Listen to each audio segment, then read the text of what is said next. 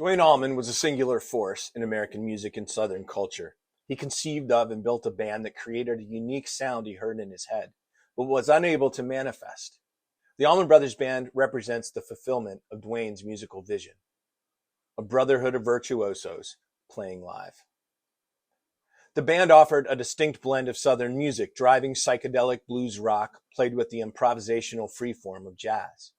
Although he was its star, Duane built the Allman Brothers Band as a band of musical equals. He chose bandmates who pushed him just as hard as they pushed musical boundaries. In Dickie Betts, Duane found a guitarist he and everyone else acknowledged as his equal. Barry Oakley's lead bass style gave the band 3 soloists on the front line. 2 drummers, Butch Trucks and J-Mo, formerly J. Johnny Johnson, provided a foundation that simultaneously grounded the band rhythmically as it propelled the music forward with an unusually powerful sound. Brother Greg tied it all together as the band's vocalist and with the swirling sounds of his Hammond B3 organ. After 2 years of relentless touring, and just as the Allman Brothers Band broke through with their groundbreaking 3rd album at Fillmore East, Duane was killed in a motorcycle accident. His surviving band members channeled their grief the only way they knew how, through music. They played a set at Duane's funeral, and when the music ended, Dickie, Duane's Les Paul, placed it in its case and leaned it beside the casket. In tribute to their fallen leader and his musical vision, they finished Eat a Peach and embarked on a nationwide tour as a quintet, a legendary period in Allman Brothers Band history that we call the 5-man band. The band still boogied hard, strong, and soaring, Tony Glover remarked. Each of the 5 expanded some to fill the empty space, and a different kind of internal structure started to grow. Though Duane's death ended their musical collaboration, his bandmates carried his spirit with them forever. Dedicated to a brother, Duane Allman read the gatefold of Eat a Peach. Here's Glover again. Most voids ache to be filled. It can fill many because it can contain so much sorrow, celebration, anger, love, and always the joy of just plain getting it on. So soon the 5-man Allman Brothers Band began to play again. What else could they do? As Dickie said, we knew what we had lost. We were trying to console each other, and the best we could do it was to play music. We slowly realized the best thing we could do was to stay together. There was so much creative power in that group. The only way to continue on without Duane. The first side of Eat a Peach is an unequivocal statement. The record delivered an important message. The band missed their leader, but they were carrying on without Duane. The group chose Ain't Wastin' Time No More to kick off the record. It's a blues with a helpful note. It's the band pressing on through the pain, a gorgeous song of loss and perseverance. I still have 2 strong legs and even wings to fly, Greg sang over Dickie's slide runs, the first time he played electric slide with the Allman Brothers Band.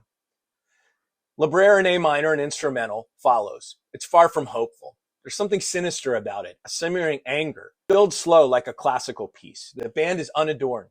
You can feel Duane's absence, yet the music is also complete. And then there's Melissa, a ballad that gave thousands of young women their names.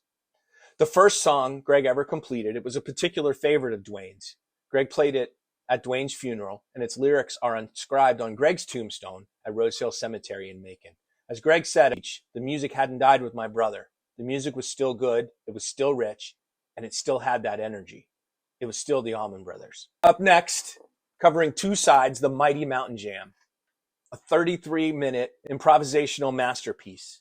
In their set since their earliest days in Jacksonville, the jam revolves around the relatively simple major key melody of folk singers Donovan's First There Is a Mountain. The Allman Brothers Band built an entirely new song altogether with multiple movements and, for the only time in this era, solos from each band member. It is some of the finest musical communication the Allman Brothers Band ever recorded. Listening feels like eavesdropping on an intense, intimate conversation. And as the song draws to a close, the band joins Duane on the Carter family's Will the Circle Be Unbroken. The 5-man band would leave that very circle unbroken, playing the tune for him at his funeral. Eat a Peach continues with 2 ABB setlist stalwarts, the final 2 tracks recorded at Fillmore East and issued in Duane's lifetime.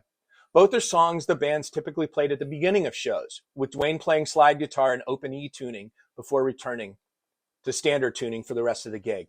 Trouble No More was the first song the band ever played together when Greg arrived in Jacksonville March 26, 1969. It's fitting that it was also the song they chose to close their career in the early morning hours, October 29th, 2014, at the Beacon Theater in New York City. The group learned One Way Out from harmonica player Sonny Boy Williamson. The Eat a Peach version is from the final ever show at Fillmore East. Before that gig, Bill Graham introduced the Allman Brothers Band as the best of them all. The final 3 tracks of Eat a Peach are Duane's Elegy, a glimpse of the future had Duane lived. Stand Back was still an instrumental when Skydog laid down one of his best slide solos, channeling a horn section blowing hard. And that's mainly JMO on drums for the only time in ABB history where he played the lead drummer role. Blue Sky, which Dickie wrote for his soon-to-be wife, Sandy Blue Sky, foreshadowed an entirely new direction for the Allman Brothers Band. The song is much more country feel than rock. Duane and Dickie's harmony guitars channel Western swing and the Bakersfield sound of Buck Owens and Don Rich. Eat a Peach ends with Duane's sole writing credit, Little Martha. The instrumental's quiet lyrical melody closes the book on Duane Allman's remarkable career. For many years, the Allman Brothers Band would play it over the PA at the end of every show. Its notes are inscribed on Duane's tombstone. Many years ago, I started signing off Allman Brothers Band related discussions with Long Live the Allman Brothers Band. The concept was always this: the Allman Brothers Band didn't die with Duane Allman, and I'm really, really glad for that. Long live the Allman Brothers Band.